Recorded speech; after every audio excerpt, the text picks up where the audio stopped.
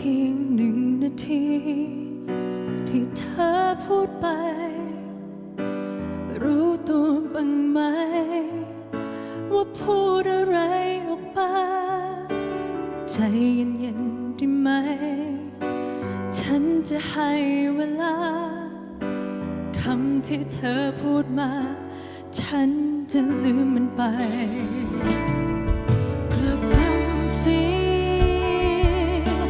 อย่าให้มันออกมา